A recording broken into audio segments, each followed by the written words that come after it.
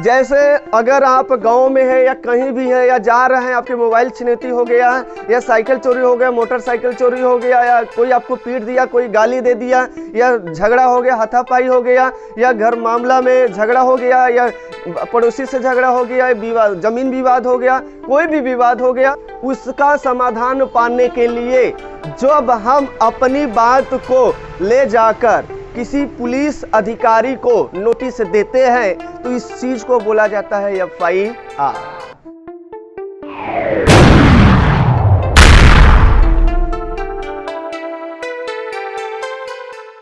आज जो अपना प्रारंभ होने वाला है क्लास, वो होने वाला है FIR। तो मेरे भाई साहब, सबसे पहला, अगर आपको लंबी प्रथा या लंबी लड़ाई लड़ना है या लंबी कार्रवाई करना है, बहुत सख्त कार्रवाई करना है, एकदम कानूनी रूप से कि मेरा कोई मना ना कर सके FIR या आगे बढ़े तो समझ में आए किसी पावरफुल व्यक्ति का है, तो सबसे पहली पॉइंट इसमें मजबूती होना चाहिए। अगर इसमें मजबूती नहीं है तो समझो तुम्हारी रद्द हो गई, तुम्हारी वैल्यूएशन नहीं रह गई। मतलब व्यक्ति का पहचान यहीं से निकल जाता है, कितना क्वालिटी, कितना पढ़ा लिखा है, कितना ज्ञान है। तो भैया साहब, शुरुआत में क्या होता है FIR ये समझेंगे। FIR के अंतर्गत हम लोग क्या क्या बातें कर सकते हैं, या FIR लिखवाने जा रहे हैं तो अगर वो पुलिस स्टेशन वाले नहीं लिखेंगे तब हम क्या कार्रवाई कर सकते हैं। वहां पर आपके साथ है या घर पे कोई मैटर हुआ है, झगड़ा हुआ, विवाद हुआ है या अपराध हुआ, किसी भी प्रकार का अपराध, और लेके गए पुलिस स्टेशन वाला, पुलिस इंचार्ज ने कर दिया मना, तो अब क्या करेंगे। वहां बैठे बैठे जानकारी रहेगा तो वहीं बैठे बैठे तुरंत फिर से एक एप्लीकेशन लिखकर वहीं से चले आओगे और बड़ी कार्रवाई आपकी हो जाएगी। और वहां से भी नहीं होता फिर दूसरा अपने पास उपाय है दोस्त, एक के बाद एक उपाय लगे हुए हैं, लेकिन ये उपाय किसके तहत बात करोगे ये भी आपको पता होना चाहिए। तो शुरुआत में सबसे पहले बात करेंगे कि FIR होता क्या है, FIR का मतलब क्या होता है, क्यों लिखा जाता है FIR। जैसे अगर आप गांव में है या कहीं भी है या जा रहे हैं, आपके मोबाइल छिनौती हो गया या साइकिल चोरी हो गया, मोटरसाइकिल चोरी हो गया, या कोई आपको पीट दिया, कोई गाली दे दिया, या झगड़ा हो गया, हाथापाई हो गया, या घर मामला में झगड़ा हो गया, या पड़ोसी से झगड़ा हो गया, विवाद, जमीन विवाद हो गया, कोई भी विवाद हो गया, उसका समाधान पाने के लिए जब हम अपनी बात को ले जाकर किसी पुलिस अधिकारी को नोटिस देते हैं तो इस चीज को बोला जाता है FIR। FIR कहने का मतलब कोई भी झगड़ा विवाद किसी भी प्रकार का है, चाहे जैसा हो सकता है, हम अपनी बात को लिखित रूप में पुलिस को दें तो वह बात क्या कहलाएगी, FIR। इसका फुल फॉर्म की बात करें भाई साहब FIR तो निकल कर आता है फर्स्ट, FIRST,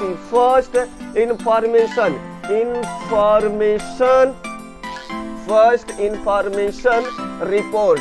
अब तो समझ में आ गया होगा कि जो हम रिपोर्ट देने वाले हैं, जो मामला बताने वाले हैं, वो प्राथमिक यही रहेगा, इसी को FIR बोलते हैं। किसी भी झगड़े का कोई भी शुभारंभ बात होगा, अगर हम पुलिस को अगर देते हैं सूचना तो वह कहलाता है FIR। और चलो हम पुलिस थाने पर पहुंच गए। पुलिस थाने पर भाई साहब किसको FIR लिखेंगे, और यहाँ पे क्या इसका भी चार्ज लगता है? कोई चार्ज नहीं लगता है, FIR लिखने का कोई चार्ज नहीं लगता है, फ्री ऑफ कास्ट। वहाँ पर जाएंगे आप, जो भी आपका विवाद रहेगा तो वहाँ का जो इंचार्ज रहेगा अपनी बात बताएंगे, बताने के बाद वो आपको कहेगा लो भाई एक पेपर देगा आपको, ये 4 साइज का एक पेपर देगा, वो भी ब्लैंक रहेगा। कैसा रहेगा? और बोलेगा कि FIR लिख कर लाओ, तब आपकी मामला क्या किया जाएगा, आगे बढ़ाया जाएगा। तो सबसे पहला काम क्या होता है FIR, किसी भी झगड़े का प्राथमिक सूचना पुलिस को देना ही FIR कहलाता है। क्लियर हो गया? FIR जो हम लिखेंगे इसके पहली बात 4 घटक मुख्य होते हैं। बंदे को यही याद नहीं रहता मेरे भाई साहब, सबसे महत्वपूर्ण बात यही 4 के ऊपर ध्यान देना है। कोई भी FIR होगा हमेशा 4 पॉइंट के ऊपर बात करना है, और ये 4 पॉइंट नहीं लिखा ना तो पूरा गलत हो जाएगा, तुम्हारा FIR गलत हो जाएगा। तो FIR में सबसे पहला काम 4 पॉइंट लिखने का प्रयास करिएगा, सबसे मुख्य घटक है। आजकल के दैनिक जीवन में कहाँ लड़ाई झगड़ा नहीं हो रहा है, बाई चांस सबको मौका मिला FIR लिखने का तो ये 4 गलती नहीं करना है आपको भी। आप पढ़े लिखे हैं, समझदार व्यक्ति हैं, तो आइए वो 4 घटक कौन कौन से हैं। सबसे पहला काम मेरे भाई साहब, झगड़ा किसके किसके बीच हुआ है वो आपका नाम याद होना चाहिए। अगर नाम नहीं याद है FIR आपका रिजेक्ट हो जाएगा। पहला पॉइंट यही है, उस व्यक्ति का नाम याद होना चाहिए जिसके बीच झगड़ा हुआ है, या आपकी मोबाइल छिनौती हुई है, किसके किसके बीच हुई है, नाम याद होना चाहिए। अननोन पर्सन है तो अननोन में लिखना पड़ेगा, फिर भी नियर अबाउट समथिंग कुछ भी नाम। तो सबसे पहला है मेरे भाई साहब ऑफेंस माने अपराध, डन अमंग, अपराध किसके बीच हुआ है, अपराध जिसके बीच हुआ होगा उसका नाम आपको पता होना चाहिए, पड़ोसी होगा या कहीं होगा ये तो पता रहेगा। एक्सीडेंट होगा तुरंत उसका पहले नाम देखो क्या नाम है, सही समझ में आ रहा है ना, तभी आपकी एफआईआर मजबूत होगी, अन्यथा वहीं रिजेक्ट हो जाएगा। ले जाकर कहेगा नहीं लेगा, और नहीं लेता तभी तो आप कहेंगे कि मेरा एफआईआर दर्ज क्यों नहीं कर रहा है भाई पुलिस स्टेशन वाला, नहीं करेगा, कारण है उसका, रिजेक्ट कर देगा आपको। आप कितनों बड़े व्यक्ति रहिएगा तो लो वालों को तो पहले रिजेक्ट कर देते हैं, इसे भगा देते हैं, कारण यही है ना लिखने का। तो आप लोग कहोगे कि हम लोग गए थे स्टेशन पे, हम लोग चलेंगे एसपी साहब के यहाँ, एसपी साहब के यहाँ, एसपी साहब गरिया के भगा देंगे, मारेंगे ऐसा कि वहां से दोबारा एसपी साहब के पास नहीं जाओगे। एफआईआर लिखना इसका पहले प्रक्रिया समझ जाओ। एफआईआर बहुत ही आसान होता है और हमें पता नहीं रहता, जिसकी वजह से हमारा रिजेक्ट हो जाता है एप्लीकेशन। सही समझ में आ रहा है ना, हम आगे कार्रवाई नहीं कर पाते हैं, कहते कि हमारा तो सुनता ही नहीं है कोई। सुनेगा कैसे मेरे भाई साहब, कैसे सुनेगा आप ही बताओ। गलत लिखोगे कोई सुनेगा, गलत जानकारी किसी को देंगे तो सुनेगा, कहेगा पगला गया खुद, पहले अपना बुद्धि जाके सही करे तब जाकर यहाँ आए भाई साहब। सही बात गलत बात, तो दूसरे को गलती नहीं ठहराना है। सही समझ में आ रहा है ना। तो ऑफेंस डन, जहां स्पेलिंग नहीं आएगा, जो बात नहीं समझना है क्लियरिटी से पूछते जाना, क्योंकि पूरी बात इंग्लिश में है, ठीक है ना। और हिंदी में जो बात अगर आपको इंग्लिश में नहीं समझ में आ रहा, उसका हिंदी कन्वर्सेशन या कुछ भी उच्चारण या कुछ भी जो पॉइंट नहीं समझ में आ रहा, तुरंत उखाड़ लेना, ठीक है ना, या पूछ लेना। तो भैया साहब मतलब नेमिंग आपको पता होना चाहिए, उस व्यक्ति का क्या होना चाहिए, नेम पता होना चाहिए। दूसरी गलती मेरे भाई साहब यह हम लोग करते हैं, डेट नहीं क्लियर होता है। जिस दिन अपराध हुआ है उस दिन का डेट आपको एकदम क्लियर होना चाहिए, किस दिन अपराध हुआ है। डेट नहीं लिखोगे फिर भी रद्द हो जाएगा। देखिए कई 4 पॉइंट बोले हैं, इन चारों पॉइंट मतलब किसके किसके बीच झगड़ा हुआ है, किस डेट को हुआ है, एकदम क्लियर होना चाहिए। जिस डेट को हुआ है डेट एकदम नहीं पता रहेगा तो आपका ये जो एफआईआर है रद्द हो सकता है, या आगे नहीं जा पाएगी। अगर आगे किसी तरह बढ़ भी गया पैसा वैसा देकर तो फिर आगे जाकर वहाँ रिजेक्ट हो जाएगा। एफआईआर लिखना है तो आज आपकी पूरी प्रक्रिया, एफआईआर लिखने वाली बात नहीं है, इसमें कौन कौन से घटक होते हैं उस घटक को पहले जानो। सही समझ में आ रहा है ना। हाँ ये लिखना बहुत जरूरी है। तो यहाँ पे लिखेंगे ऑफेंस डन, जो हुआ है किस डेट को हुआ है। अब इसमें डेट नहीं, लगभग 3 दिन पहले, 4 दिन पहले, 8 दिन पहले, 10 दिन पहले, 1 सप्ताह पहले, 1 महीना पहले, ये सब नहीं बात चलेगा मेरे भाई साहब। जब तुम्हें क्लियर ही नहीं है तो फिर कैसे करोगे।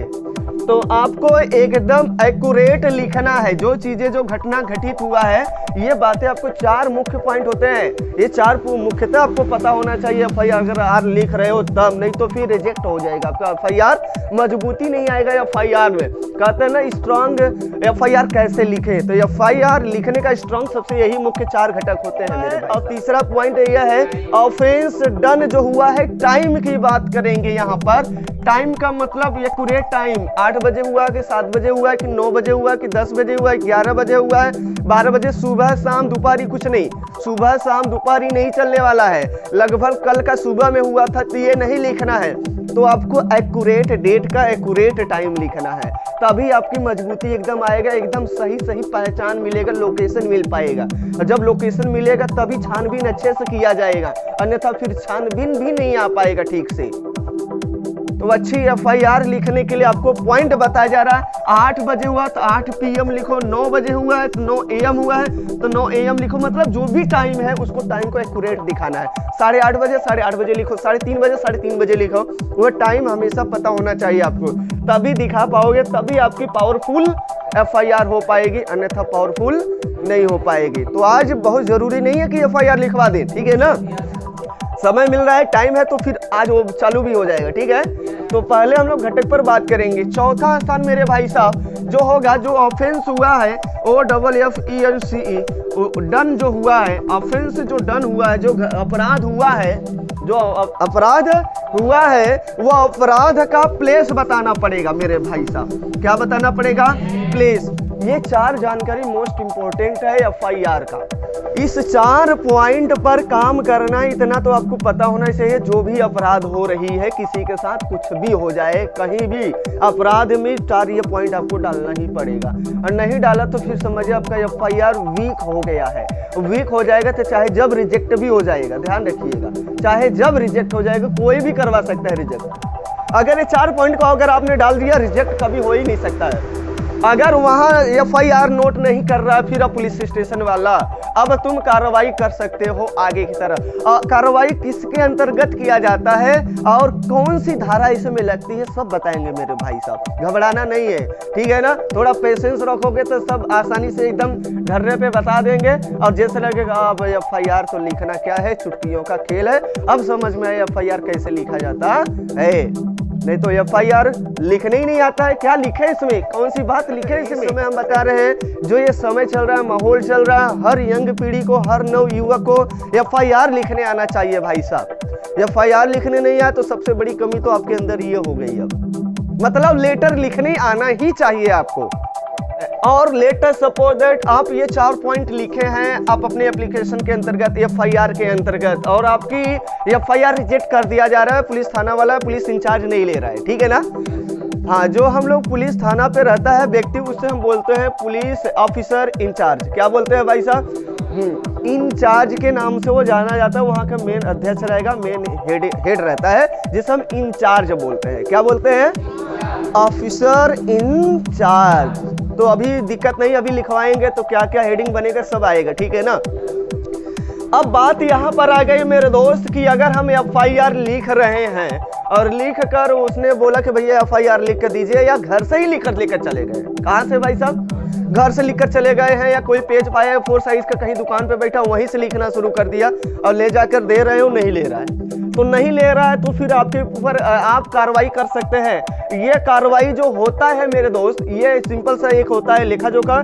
अगर आप लेके गए और आपका एफआईआर पुलिस स्टेशन पर नहीं रद्द कर दिया गया, नहीं लिया गया, आप उसी एप्लीकेशन को क्या कर सकते हैं मेरे भाई साहब, एसपी साहब को सेंड कर सकते हैं। दूसरी प्रक्रिया है यही साहब, और कोई तीसरा प्रक्रिया इसमें नहीं आएगा बीच में। पहली बार, अब अगर पुलिस स्टेशन वाला आपका एफआईआर रिजेक्ट कर देता है और नहीं लेता है, बोलता है कि हम नहीं लेंगे, रिजेक्ट कर दिया है, तो आप उस एफआईआर को किसके साथ कहाँ भेज सकते हैं, उस एफआईआर को आप एसपी साहब को भेज सकते हैं, स्पीड पोस्ट के द्वारा, या खुद जाकर अपने हाथों हाथ दे सकते हैं।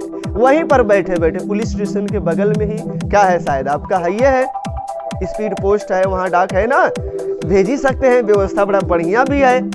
हाँ, तो आप चाहेंगे तो वहीं डाकर उसी चीज को स्पीड पोस्ट के माध्यम से तुरंत आपका चला जाएगा, तुरंत चला जाएगा। सेक्शन 154 सब आर्टिकल 3 के अंतर्गत आरपीसी और सीआरपीसी यह होता क्या है, सेक्शन 154 क्या होता है, 3 क्या लिखा गया है, और सीआरपीसी क्या होता है। इसके तहत तुम अपनी गाड़ी को क्या कर सकते हैं, इसके तहत मतलब अगर हम एप्लीकेशन लेके गए हैं पुलिस स्टेशन पर, वह रिजेक्ट कर दिया या एक्सेप्ट नहीं कर रहा है, तो हमारे पास पावर मिला है। और ये 1973 से लागू हुआ है। कब से, किस सन से भाई साहब, 1973 सन से ये लागू हुआ है। जो ये धारा लागू हुआ है 1973 सन से लागू हुआ है। अब इसके तहत आपको कुछ रूल मिले हैं, कॉन्सेप्ट मिले हैं कि अगर वो रिजेक्ट किया है, इसमें आपको कुछ अधिकार दिए गए हैं कि आप अपनी पावर को बढ़ाते हुए एसपी साहब को सेंड कर सकते हैं। अब इसके तहत आप एसपी साहब को भेजे हैं, किसके तहत, इसके तहत। अब वहां पे अब छूट मिल गया है, अब वहां पे नहीं लिखा जाएगा इसके तहत का मतलब क्या है, वो नहीं रिजेक्ट कर दिया या एक्सेप्ट नहीं किया, हम अब सीधा कहां भेजेंगे, ये एसपी साहब। ये पावर कौन दिया हमें, ये दिया है। हम नहीं भेज सकते थे लेकिन इसने पावर दे दिया, हम भेज सकते हैं। आगे तुमने नहीं सुना, हम इसी एप्लीकेशन को कहां भेज सकते हैं, आगे भेज सकते हैं। आपको पता होना चाहिए हम ये किसके तहत भेजते हैं, ये पावर कौन दिया हमें।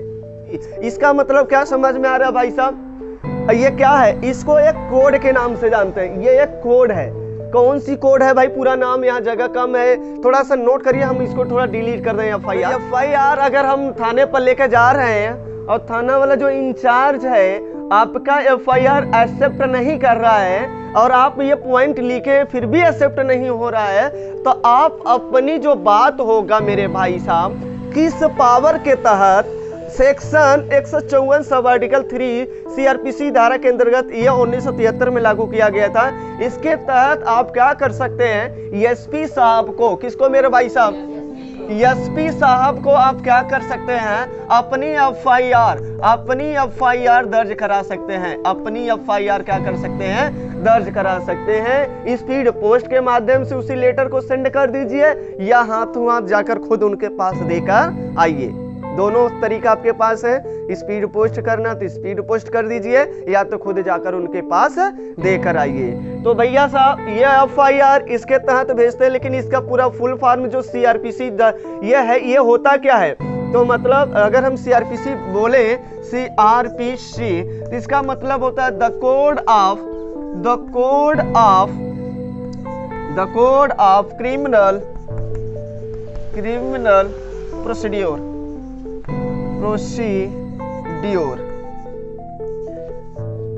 अब ये होता क्या है भाई साहब, सीआरपीसी एक कोड है एक प्रकार का, वह कौन सी कोड है मेरे भाई साहब, यही है। तो आप अगर इस बात को पूरा लिखना चाहें, सीआरपीसी सेक्शन 154 सब आर्टिकल 3, तो हम इसका मतलब क्या होता है, एक प्रकार की प्रणाली है, यानी कि अपराध से संबंधित होने वाला कोड, अपराध से संबंधित होने वाला एक प्रकार का कोड है। इसको हम लोग कोड के नाम से जानेंगे, और वह कोड कौन सा है, यह है अपराध से संबंधित। क्या लिखा गया है, क्रिमिनल का मतलब अपराध, प्रोसीड्योर का मतलब प्रणाली, प्रक्रिया, क्या है उसका मतलब, इसका मतलब होता है प्रक्रिया, प्रोसेस, जिसको हम लोग। अच्छा, अब यहाँ एसपी साहब को भेज दिया भाई साहब, किसके अंतर्गत भेज दिया, सेक्शन 154 सब आर्टिकल 3 के अंतर्गत हमने एसपी साहब को सेंड कर दिया। अब एसपी साहब भी नहीं सुने, वहां भी कोई जाकर पैसा ज्यादा भिड़ा दिया, एसपी साहब भी रिजेक्ट कर दिए, नहीं सुन रहे, बड़ी दिक्कत हो गई। अब क्या करेंगे, हमारे पास अब माध्यम बनता है फिर कोर्ट। क्या बनता है, कोर्ट, जिसे हम लोग अपने जिले में मजिस्ट्रेट के नाम से जानते हैं, अपने ही जिले में भाई साहब।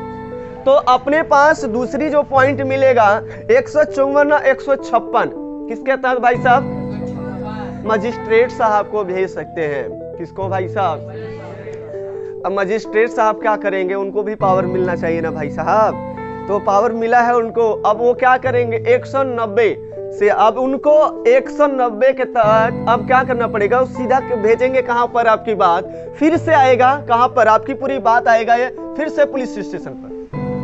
कहां पर आएगी, फिर से बात कहां घूम के आई, सुनो, पुलिस स्टेशन वाला फिर से नहीं सुना। अब जानते हो अगर आपके बात सख्ती से है, अच्छी बात है, तो मजिस्ट्रेट साहब क्या करेंगे जानते हो, या तो खुद आकर इंक्वायरी करेंगे, खुद आकर करेंगे, या तो 190 सेक्शन 190 के तहत इतनी सख्ती कार्रवाई कर देंगे, उनको सुनना पड़ेगा पुलिस स्टेशन वाले को। किसको भाई साहब, पुलिस स्टेशन यानी इंचार्ज साहब को क्या करना पड़ेगा, सुनना पड़ेगा यह बात कि एफआईआर नोटिस करना ही पड़ेगा, उनको लिखना पड़ेगा, एक्सेप्ट करना पड़ेगा। क्यों, मजिस्ट्रेट साहब का ऑर्डर है, आदेश है, ठीक है, इतनी पावर आपको है, इतना कर सकते हैं दोस्त। अगर यहाँ इतने में तो निपट जाएगी, हाँ इतने में पूरी प्रोसेस हो जाएगी ठीक है। कोई भी कंप्लेन करना है तो ध्यान दीजिएगा मेरे भाई साहब, जो 4 पॉइंट बताए मुख्य घटक होते हैं एफआईआर के, या जो बात क्रिमिनल से संबंधित होते हैं, अपराध से संबंधित होते हैं, ये 4 तो मुख्य रूप से हैं, ठीक है ना। अगर 4 नहीं लिखा तो आपकी एफआईआर कभी भी रिजेक्ट हो सकती है। तो एफआईआर क्यों लिखना है, अपनी बात को सुलझाने के लिए जो हम पुलिस को सूचना देते हैं, जो प्राथमिक सूचना होता है, पहली सूचना होती है जो हम दर्ज कराते हैं या बताते हैं, वह कहलाता है